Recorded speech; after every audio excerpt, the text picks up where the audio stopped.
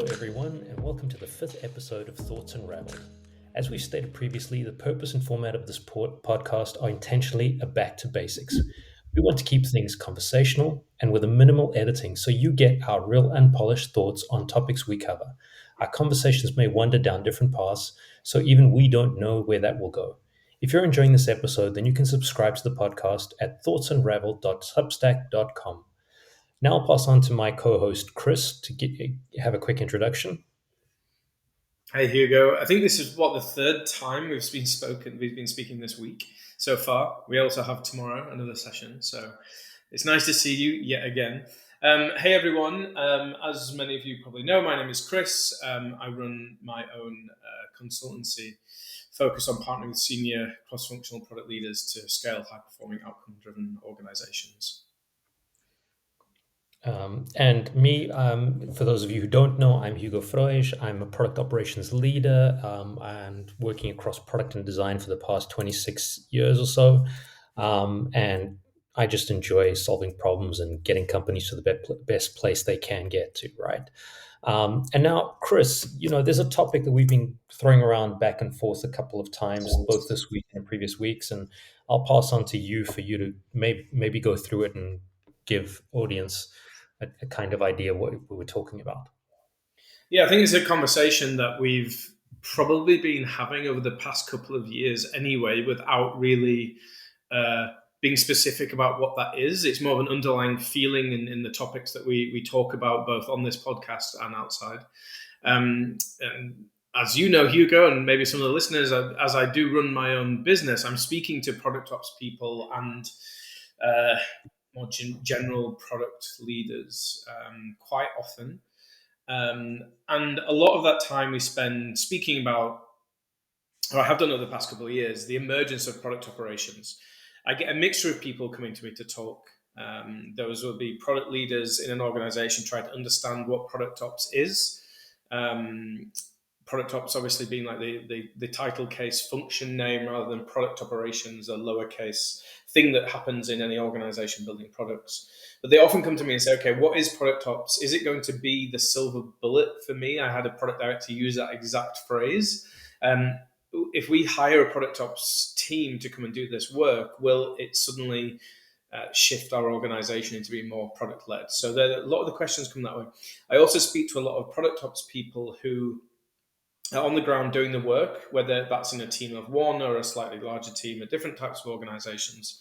And it feels like we're probably getting to a place where we can quite comfortably stop saying that product ops is a new thing. If we say like, look, the phrase, the term, the function was introduced back in 2018. That's like 7 years ago now. We can move on from saying that it's a new emerging function to some degree. And even though a lot of the time we speak about product operations being the things that a product org does, has been obviously going on since we've been building products anyway. The conversation I'm now starting to realize is happening, again, without really being specific about it, is potentially a divergence of different types of product ops. And what I mean to say is, there is clearly, I suppose the most recognized version of product ops has been written by Melissa and Denise in their book Product Operations, defining the three pillars as internal data, external data, and then tools and processes and services, and then improving and optimizing on those. And I think all my time in product operations, I probably haven't spent that much time in either of those first two pillars, maybe some in the latter, particularly around the process improvement. And I'm starting to see that there's potentially a divergence of that group of people who are doing that type of product operations, which is incredibly valuable in terms of increasing efficiency of process, increasing quality of decision making with the types of data that they can now make available to teams, helping teams to be a bit more evidence based. And the third pillar, obviously managing tools, introducing tools, supporting teams through using them, making process slightly more efficient. I see that group of people more as like almost technical product operations, technical product ops teams. And on the other side, what was kind of emerging as maybe what people were calling strategic product ops, which I don't quite subscribe to, and I can go into why in a moment. But there is another side of this that is more focused on organizational transformation and helping organizations, product organizations, I mean here, shift from more project output orientated thinking to product or outcome orientated thinking. Um, and that's a position that, yes, traditionally would have been held by other product leaders, but this is coming from a very much the operational standpoint. So, whereas I expect a product leader to be doing a mix of internal management of people and teams, ensuring career growth, setting those kind of standards, um, but also building teams and organizations, enabling and coaching those people, and also clearly with a strong focus on the product itself and the customers that product is serving, how we understand value, how we find business impact, and creating strong product vision and strategies around them. That's what I expect of a product leader. Whereas I'm hearing when product ops people are being hired at this slightly more senior level, they're actually coming in to enact or enable the operational side of organizational transformation. And when I speak to them, they feel slightly uncomfortable, and they come to me and say, "Look, I've heard product operations is more about internal external data processes, but that feels quite awkward for me because number one, I'm not that type of shape of person, and number two, I'm not doing that work. Never have done that type of work. I'm not expected now in my new company to do this type of work." So there seems to be this divergence. Just to kind of recap on this technical product ops side and something that's maybe more like operational leadership, which is a slightly different mode or shape of person. It'd be interesting to kind of open that conversation up also with the lens of, are we hiring the right people to do the right types of work? And as we know in product ops, maybe more slightly on the technical product ops side, um, it being a support function, it's very easy to cut that support function or reduce it drastically to just a few people doing that role. And I wonder if maybe that's because those teams have been grown quite quickly because we're now seeing the value of product operations, and we're hiring in almost the transformation people, more senior, more leader level people, and they're struggling to actually show the value and impact that they believe they should be because the expectation is more on this like technical side. And I guess that's the topic I'd like to kind of throw over to you. Yeah, that's a lot to take in. That's a lot to take in. And I mean, we've discussed this a few times, and it takes me back to a discussion I think we had in a previous episode as well, which is a topic that John Cutler brought up a couple of months ago around the enablers versus enabling versus operationalization, right? Or the operations. And it's exactly like you described, right? It's this thing where I feel, you go into the company and between you and I, we've been pushing this thing of, oh, we're transforming organization because that's where we fit in with, that's where we feel comfortable, that's what we've built up towards, right? And this is what we've been pushing as a product operations role. And in my experience, what I've been reaching the conclusion is that you can only have so many people doing that, right? The systems, the fact between you having systems thinkers, people who think, in the organization, the impact it's going to have, how the organization is operating as a whole, right? And then you do have to have these folks working at, that are just building these underlying systems that are creating these, keeping the well-oiled machine well-oiled, right? It's two different things. It's two different things, and potentially we have been hiring for the wrong people because we hire thinking, oh, I have to have either very analytical backgrounds or very analytical folks to just build these kind of systems to have all the data I need, or we're hiring people who are very systems thinkers who are, just thinking about the strategic part and the strategic transformation of the organization. And then we forget that, number one, as we start solving things, right? Number one, you won't have as many of those strategic transformation projects. Number two, you have to build up these underlying systems. You have to create these systems that will support the continuous growth and development of the organization. And you have to have people that will keep those systems going, right? And it just becomes, to an extent, a large quantity of work of just making sure these systems are working. And, we've maybe been doing some kind of a disservice in trying to sell this mix of and it, I feel it's created this confusion around what product operations is, and potentially a lot of the debate that goes around about what it is exactly also fits into exactly this discussion. And it is about defining clarity between these two types of spaces where we have to interact, right? Yeah, and I think there's a couple of things in what you've just said which are interesting. I mean, we've spoken about this in the past, and particularly the way that we operated at Farfetch, which arguably was our first dedicated product ops type role. We wanted to be the internal consultants. We wanted to enable and empower change to happen through the people that were having to do the work in terms of product development and delivery. And I feel like where the technical product ops side, which a phrase by the way is one that we've just kind of invented right now. It doesn't even, I'm not really sure that quite fits, but that technical product ops side is, they're less the consultants because actually they're really focused in on very specific things that they should be doing. And again, leaning into the pillars from the product operations book, there's an area they should be focused on. Whereas the operational leaders or transformation people on the other side, from an operational perspective, could still and can and should maybe still act as those consultants. Um, I would slightly disagree in that strategic transformation type projects won't be often. I think that is something that should be often. However, you wouldn't probably have them as transformation projects. Or you certainly wouldn't call that, because the word transformation, while exciting to one group of people, is quite nervy for another group of people, right? So it's just on the ongoing, continuous optimization and improvement of capabilities. I think that's an ongoing thing, and I think that's where like a consultancy type model or mindset fits in quite nicely, because you become the enabler. I think there needs to be a bit of a structure towards that, which is again something we talk about. Um, And I want to go to a point that you made when we discussed this topic the other day, which was, I think you were alluding to that earlier, which was, it doesn't mean that whatever you want to call it, whether it's technical or tactical product operations or whatever, it doesn't mean to say that they don't do anything that's strategic, yeah, and that's right? it. That's exactly the point, right? Like, you, if you want to say something is a tactical product ops project or focus area, you need strategy, right? Because you can't have one without the other.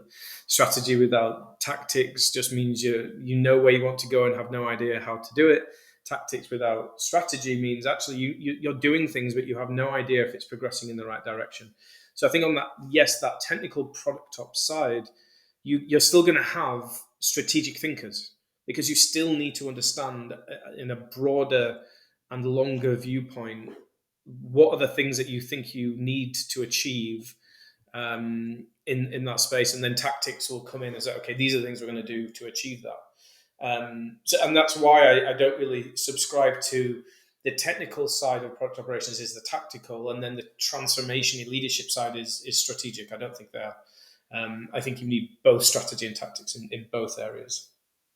The only thing for me is, and playing the devil's advocate, right? Looking at from the aspect of, let's say you're a CEO or top or VP of product or something, and looking at creating these areas or this hiring for these roles, right? My only concern is that the way we're describing what we're talking about right now is that it could potentially be very, almost ethereal and conceptual, and also you kind of, we're trying to say that there is a clear space where each one of them interacts or works, right? And they each have got their own space. But when we describe it, it almost sounds like there is too much of an overlap, and then you can't define which one role is right. And so I think it might be a thing of looking at it maybe at the flight levels, right? That we've discussed in the past, right? Which is, one works specifically with very specific flight levels, maybe has a different level of influence space that they work in, whereas the other might work in a different flight level, right? And because of that, and it goes exactly to the way product works, right? Where the teams working on the ground, they're at one flight level, whereas the people overlooking the organizational future strategy and vision, they're on a different flight level, right? And they have to think about the two things. Yeah, and I agree that a lot of this becomes quite conceptual. And when you're trying to describe things to anyone that has a job title that begins with a C, you probably have to talk more about the different types of outcomes you're going to get from hiring different types of people or different groups of people, teams of people.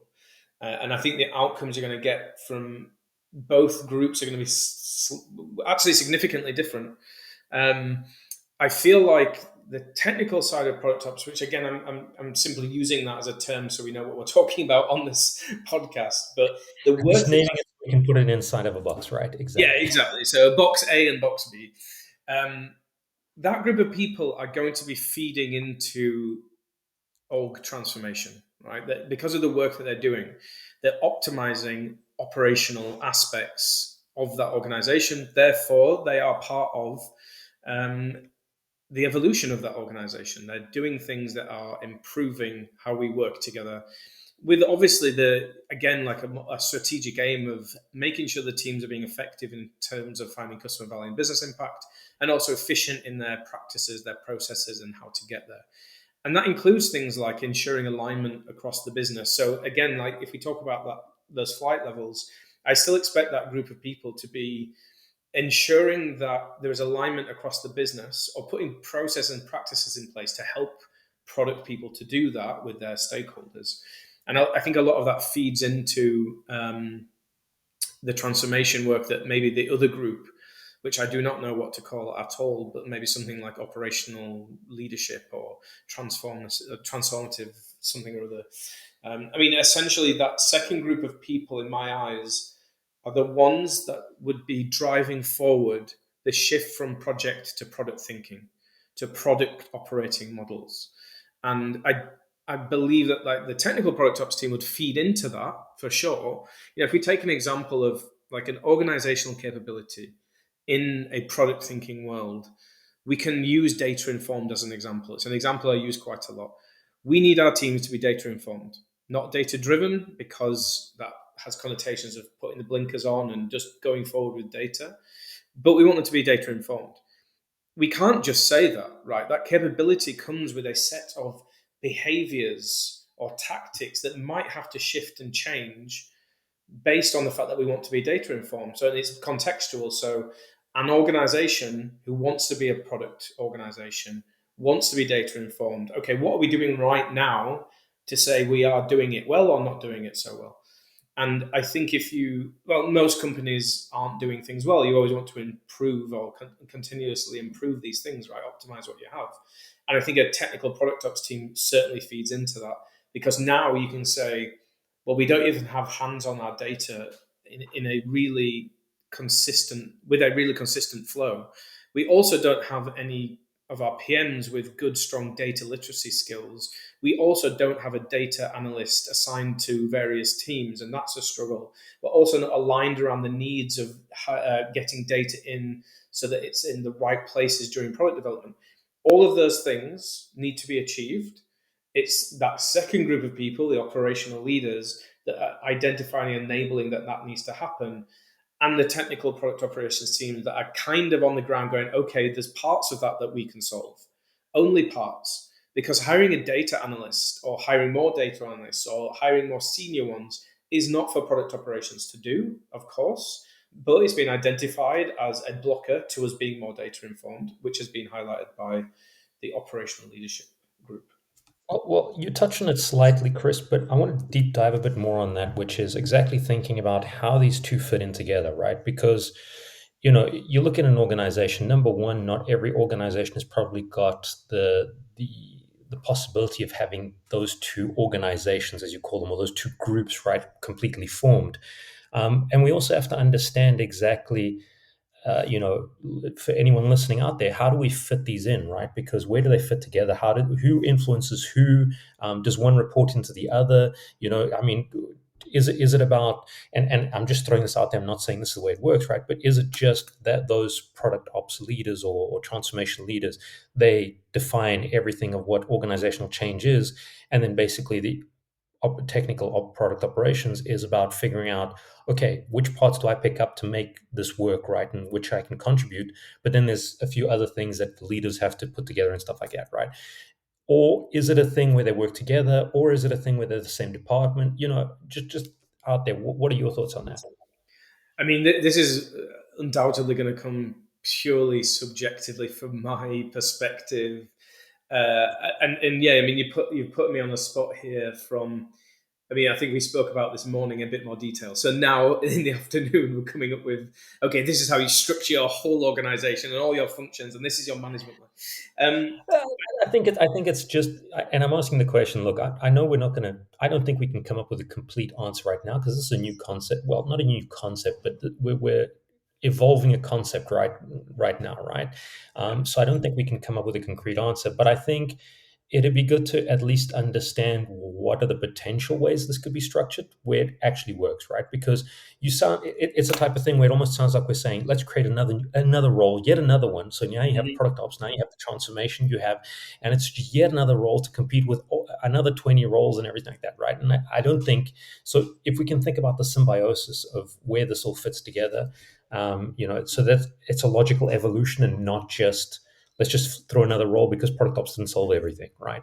And I think this is going to come down to the need of an organization at any given time, right? So, where we've seen the technical product ops approach be very successful is we are rapidly scaling. I've tended to find that between like the 900 to 1500 employees type level, in and around either before going public, just after going public, or just being acquired, or leading up to being acquired. That kind of area is where I've seen product operations teams first be hired to help ensure consistency and repeatability of product practices to whichever level is required so that that product org can scale effectively. And that might be things still like product management, onboarding, certain practices and processes, planning, discovery, cadences, things like that. And I see that's where they add a lot of value. At that point, it might not be worthwhile having someone from the transformational perspective because they're probably going to come in and start pushing on a lot more aspects of organizational capability. So I see that being as a time where you would hire that kind of product ops function. The transformational side, the operational transformation side, is maybe when some of that dust has settled, we have some of repeatability, we've got some standards in place, and yet we're still in this world. Okay, we do product development in an agile way, whether it's good or bad. We're still in this world even after being acquired or invested in or going public, even with our standardized processes, where we're still a project based company. We're still in output mode.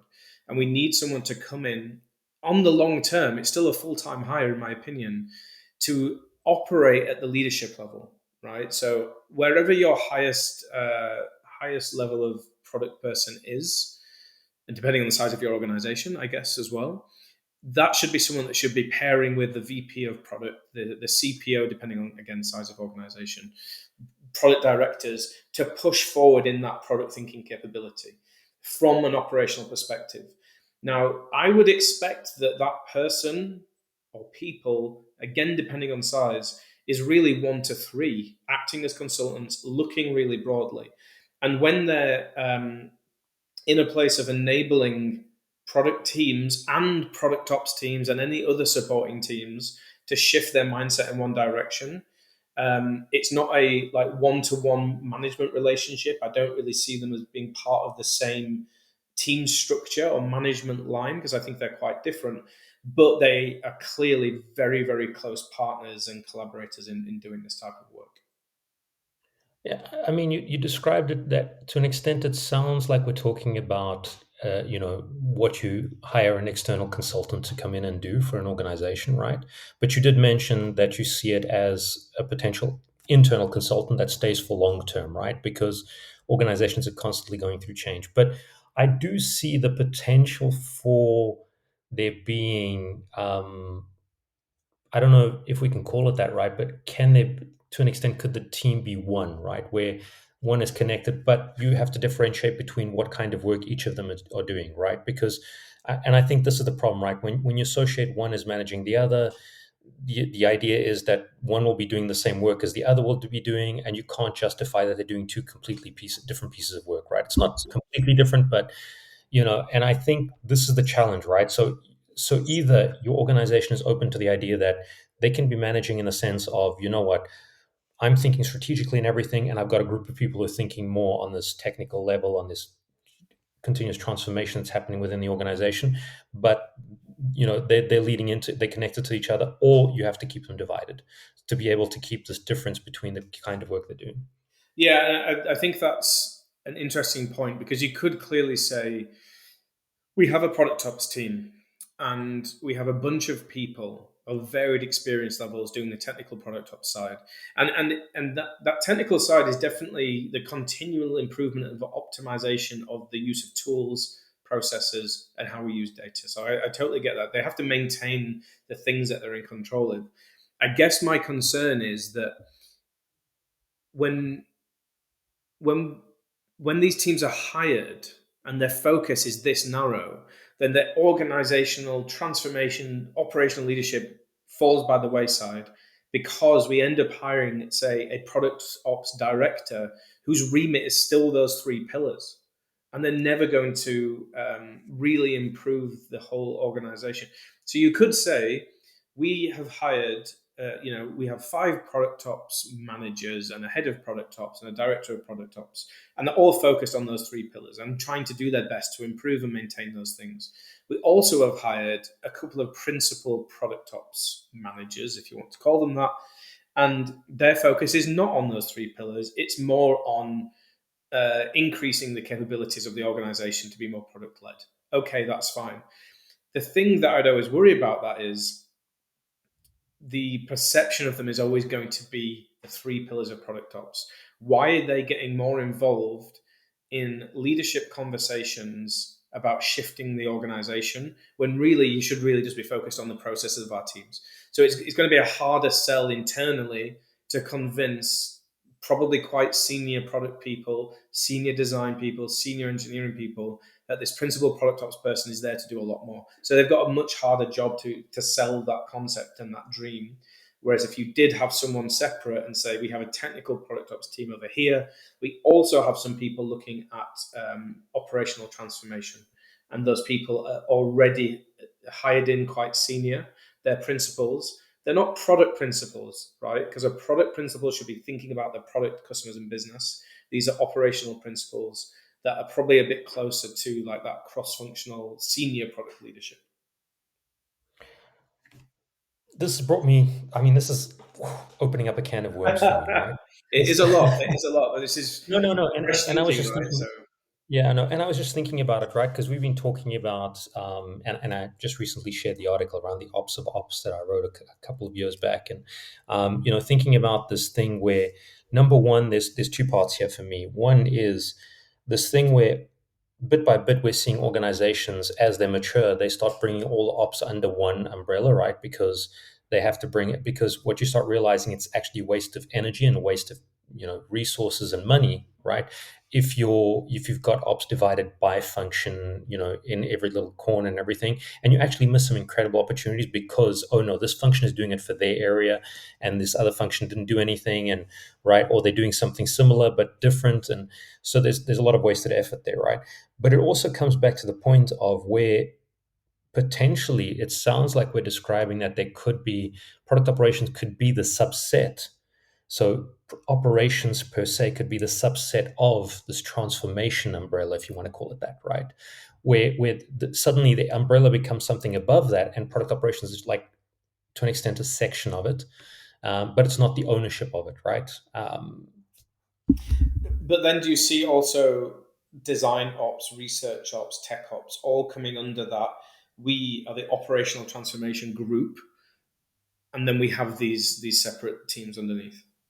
Potentially, right? Because a lot of people are trying to put product operations as the umbrella term because it encompasses product as a whole potentially, right? But we know that what people are going to do is they're going to associate that with product people, right? We're going to know tech ops, they're going to associate with tech ops, right? And it's not to say you can't have people specific for a function inside that area, but maybe, like you're saying, this operational transformation, right? Because I was even thinking out loud in my head, thinking, oh, could it just be like a product chief operating officer or whatever, right? Or chief product operating officer. What I mean, it's huge, but you could think about that, but then you look and you say, no, but it's more than just making the operations, right? I mean, it could be potentially that kind of role, right? But this transformation sounds like it's exactly that, right? It's transforming the organization to be its optimal optimization level, taking it to the next level. Well, I'm just rambling a bit here.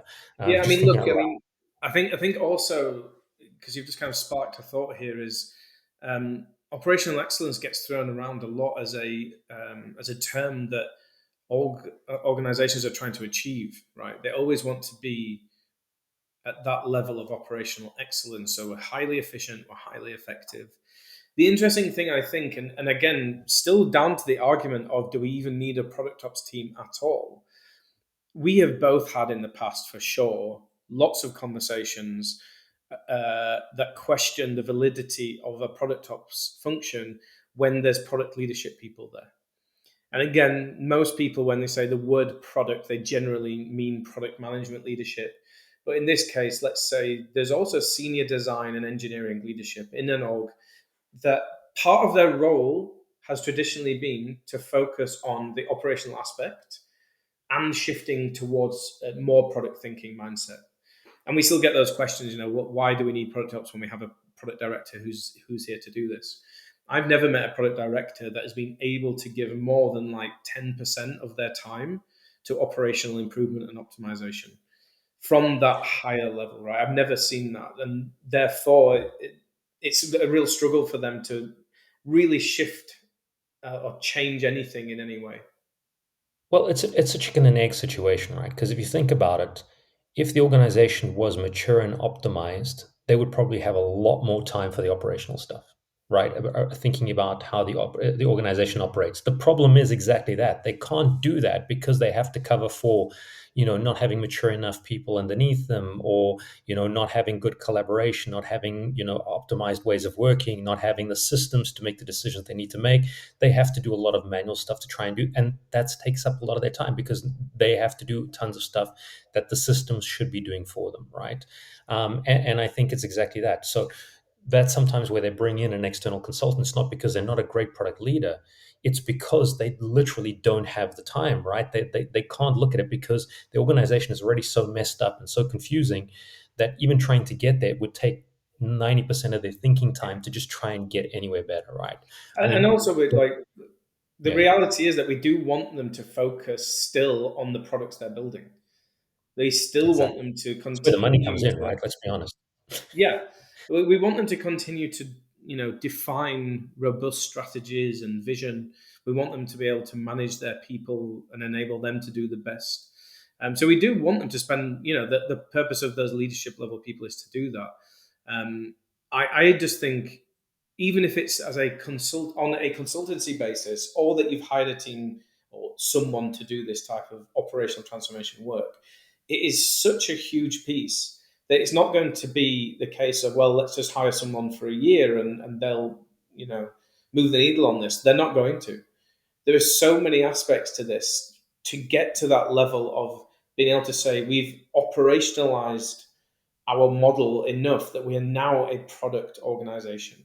We have the right funding models. We understand value streams. We've built teams around it. We have governance. We have experimental practice. All these different things that are super important. Even if there was a group of product leaders in there trying to do that, it just wouldn't happen for 10 plus years, if that's all, I don't think. No, and let's be honest, right? We've been through this enough where we can talk from experience. But the truth of the matter is, right, that no matter how well the job you do, in a year's time, things are going to be different to what they are right now, especially if you're being successful, right? You have to adapt again. So you're continuously adapting. Then we know organizations are continuously going through change in the sense of leaders leaving and new ones joining, and new ones will come in and they've got new ideas or different experiences, right? And they want to make different changes. So all of these things are in constant change and constant flux. We know we have, even in the most stable companies where there's very little change, there's still change, right? Those people are, we do see rotation. So new people will come in, they will try new things. There will be people who will ignore everything because they think they know better, and they will destroy everything that was done previously, and will force the company to make the wrong decisions again, right? That can happen again as well. I've seen it as well. And so I think you're right that there is a space for this, right? And like you said, even if we fix it really in 6 months, let's say 6 months to a year, we really do an incredible job. We fix most of what needs to be working, right? That it's not to say that that will be the right solution or 100% the right solution in a year's time later after that, right? So we need the systems in place and the people to help those systems to continuously evolve and grow and develop, and they can be always looking at what is changing. And like we saw now, right, AI has been introduced. So how do we work with AI, right? How do we use AI? How do Suddenly someone else has to think about that? And can you imagine, you're trying to think about 500 things and suddenly it's like, oh, now I have to consider AI as well, right? It's All of these things keep continuously happening. I mean, next the robotics coming. I remember when we were doing AI, when we were doing interfaces, right? People were talking about voice interface, gestural interface, haptic feedbacks and things like that. And you're like, whoa! It becomes so, augmented reality and all that stuff. You can't think about all of this stuff all the time continuously, right? It starts becoming almost unmanageable. And what you need is, and I've seen this is where it's very powerful, having this extra area here, is sometimes you just need someone who can just do a deep dive and understand how much you need to deep dive on that topic, right? They just need to validate, is it worth any more effort on my part on this area or not, before I overspend my time, right? Especially when we're talking in the beginning or the embryonic phase of many of these new things and new technologies. Yeah, and I think just to add on top of that, I suppose the technical product ops side, when initially hired and growing that function, they will be embryonic. They will be introducing things, uh, and then they have to get into more stability in terms of, we're here to now maintain these things. We're now maintaining the data pipelines, making sure we have a nice cadence of flow of data going to teams, cadence of rituals of talking about these things, continually thinking about tools and practices and process around those. And I think that's a nice way to continue to, I suppose, keep a product ops team, because they're always in that space of thinking about those pillars, and that's absolutely fine. I think the second that we expect more of that group of people, or that group of people are being hired and they're a little bit more in the mindset of, I want to transform the org. Like, why am I just thinking about data pipeline? Like, I've done that piece now, and now I need to move on to these huge other things that need to support the org in terms of shifting to product thinking. And then the moment that that happens, questions start to arise around the value and impact, because we're still talking 7 years later, still talking about value and impact of a product ops function. Sorry. And it's really hard for a group of people who are hired to do that technical side, to introduce things and to maintain them, to explain more value and impact, because they've been hired to do this work. So they're already achieving those things. That's fantastic. The maintenance is value. That's great. And then you've got the people that have been hired into those teams that actually want to have much bigger impact and shift the organization that really no one was expecting of them. No one wanted that from them. And they're now having to push into different areas and explain value and impact in a completely different way, when actually no one was expecting that. And I think in both those cases, Product Ops is kind of putting its head up and going, "Hey, do you really need me? Maybe I shouldn't be here anymore." And maybe that's where changes happen and layoffs happen. Yeah. No, and I think it's exactly, we were discussing that, and I think this is a whole different other podcast, right? Which is the actual thing of growing, product operations teams. It has to be really intentional. You have to consider it, because it's not just about what you need today, it's what you'll need about in a couple of years, right? And it's this thing of, it's constantly evolving, and even the shift of the makeup of that team might potentially need to shift, right? Because in the beginning, like you were saying, it's much more about this, we have to implement new things. It's embryonic. We're doing new change. We're creating a lot. But then it becomes about, okay, there's a lot of maintenance. There's a lot of admin stuff. There's a lot of keeping the machine going, right? You can't have the exact same people, right? And for some people, it'll almost seem like, oh, I've taken a step backwards. Now all I do is I just spend my day sending out emails, telling people reminders, and checking if the systems are working well, right? But people need to do that. If someone isn't doing that, it's going to break. It's going to fall apart. So we do have to consider that, and that's an interesting thing, right? It's almost thinking about this adaptable product operations Yeah. team, right? And how do you do that in an effective way where you don't have to keep rotating the whole team actually, right? And you have to be very careful about how you do the hiring, how you do the structuring of the team and the work. I think you've raised a really interesting point there, right? And it's something that I speak about quite a bit. I suppose my final thoughts on this is that if you look at something like Wardley mapping, right, with Simon Wardley, and he introduces, and I kind of, I suppose, take the terminology and use it in my own way, but he introduces pioneers, settlers, and town planners. And I always ask people, like, which of these things are you? Are you the pioneer where you want to be in on the ground level? You're going to experiment and fail quite a bit in operational aspects, setting things up, understanding what an organization really needs? Are you that pioneer? Or are you someone that's going to come in and be like, okay, I kind of understand that something's been happening here. There's some good work already happened. We've improved some areas. However, there's a lot more work to do, and I'm going to be the first in to settle this area and set stronger foundations, more repeatable practices? Or are you the town planner, the person that comes in and goes, it's amazing, nearly everything's been done here.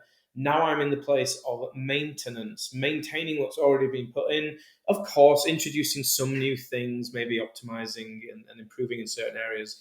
But I'm here as a real like stable rock of product operations. I'm going to be here for quite a while. I think you have to think about as an individual, which of those types of people am I? And therefore, what type of role should I go for? Because a pioneer hired into a town planner role is not going to be good for anybody, because the pioneer is going to want to experiment and make really big change and do it quite fast. Whereas a town planner position expects people to just come in and maintain things. I think you as an individual have to think about that. But when we're hiring product ops teams and people, we also need to be really cognizant of what type of group do we need right now. Are we just setting this up and we can move fast and innovate, or do we need people that can come in and maintain what we already have because we're already operating particularly well? But I think there we also go into a point around self-awareness that folks have of themselves or not. So if we ask people, which one do you see yourself as? And I guarantee that almost 80 to 90% of the people are going to say, oh, I'm totally a pioneer. That Right. self-identification always fails.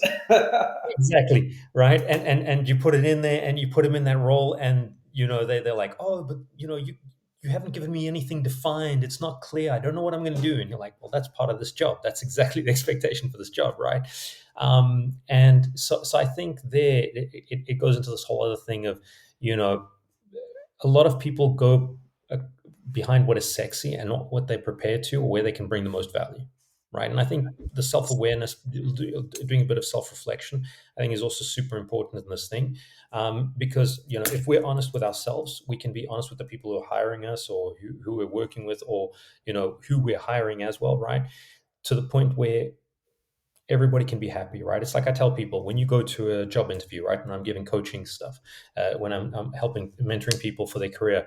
If you go to an interview, number one, be honest, right? Don't make shit up, right? Be honest about who you want and what your expectations are, but also interview the company about what to understand what their expectations are, who they are, and what their identity is. Because the truth of the matter is, if either one of you lies to each other, what's going to happen is the day you start working or the week you start working, someone's going to realize I made a mistake, right? It's not going to be a good idea. And it's going to be, nobody's going to be happy about that, right? And it's like, who are you doing? You're doing a disservice to yourself. You're doing a disservice to the other people. And I think here it's the same thing, right? We have to be sometimes honest with the stuff we're good at and what we aren't. I've been called out once or twice by folks saying, "Oh, Hugo, but you're so transparently honest about some of the stuff, right?" And I'm like, but this is who I am, right? I'm going to screw up. I know I'm going to screw up because I've done that self awareness stuff, right? It was a journey. I didn't do it easily in the beginning. In the beginning, I was not self aware at all, right? And I try and do that, and I think people, but we I think we have a whole other episode topic around self awareness and people actually looking and understanding who they are, but also where they fit in and where they can bring value, right? And also sometimes that self reflection of, going back to the beginning, I want to transform organizations, but am I prepared for it? Do I have the know how? Do I have the stuff to do it?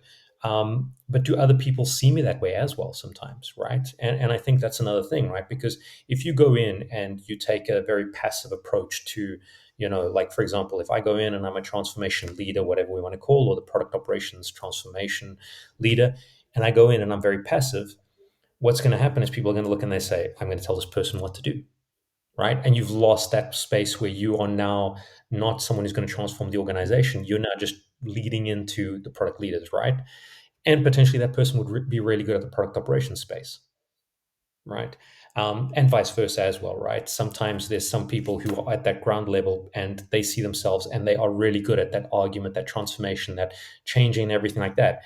And they go talk to these product leaders, and the product leaders are like, "Oh, this person can help me change everything," but they're working product ops, right? So, yeah, Yeah, I mean that's exactly the point I was making as well. If you want to come in and be part of a leadership team that is tasked with transforming the org, the moment you go in and say, "I'm a head of product ops," the perception is definitely that other group of people, the more technical product operations side.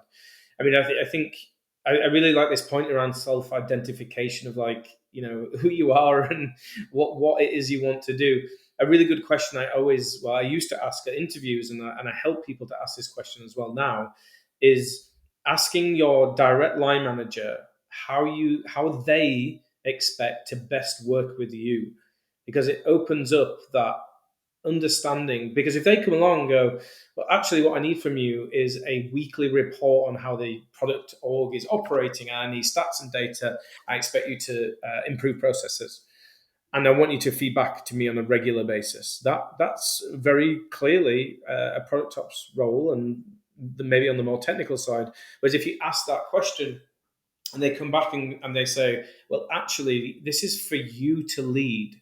You need to go into the org and figure out what's best. You need to try and understand how you can help them, and we can collaborate together on that if you need. You're definitely more shifted towards that transformation side, the pioneer side, and the expectation is you're going to come in here and try and move things forward. In some cases, quite quickly, and maybe there's an expectation that innovation requires a bit of learning and failure as well. But yeah, I mean, look, as we said at the top of this podcast, right? Like, this is this is highly subjective from our point of view, but it's based on the conversations that we're both having with people and seeing this slight divergence and unease when one person is either put in the wrong bucket, or their excitement when they realize I'm in the wrong place, but actually product operations could be something else for me. It could be something different. And I think it's worthwhile probably opening that conversation up to the listeners as well, and hearing their voice too. yeah. Chris, on that, we're on the hour right now. I just wanted to get your last final thoughts. I mean, you kind of seem to have summarized it now, but any final thoughts you want to drop around this? I mean, for me, product operations is still very exciting, and I did say at the beginning, like, we can stop saying it's new. I think it's fair to say that when there's an organization like a traditional retailer here in the UK hiring a head of product ops, I think we're now done with it's being new, but we are still trying to understand not the value and impact, because I think it's kind of there, but I think we're trying to understand the divergence of the different types of roles and expectations, and at what level a product ops person can operate effectively. And I think we're learning that as we go. And I'd like to probably hear a few more stories to see if what we think is happening is actually true.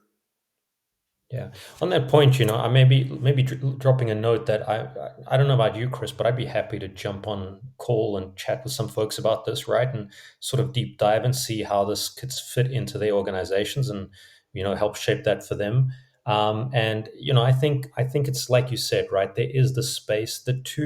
the two spaces need to exist. And I think product ops has been trying to be both of them, right? And it can't. It can't necessarily be exactly both of them. I mean, maybe in a small organization, but anything from a scale up to enterprise level, it's almost impossible, right? Because you have to divide the two. And I think there's this huge potential, and it's the shift we're seeing, right? It's a maturing of things, right? As we see things maturing, and as we see things changing, and even I have discussed multiple times with folks that I think product ops isn't the end state yet. I think it's the next stage in evolution, right? And I think we will have more evolutions over the years, right? And things will keep evolving. Yeah, I mean, as always, as I say to everyone, I'm happy to chat. So if anyone listening wants to chat further, share their stories, examples, then yeah, you can message either of us, I suppose. Yeah. Well, thanks everyone again for listening. And please do go ahead and subscribe to this podcast at thoughtsunravel.substack.com and keep an eye out for the next episode coming soon.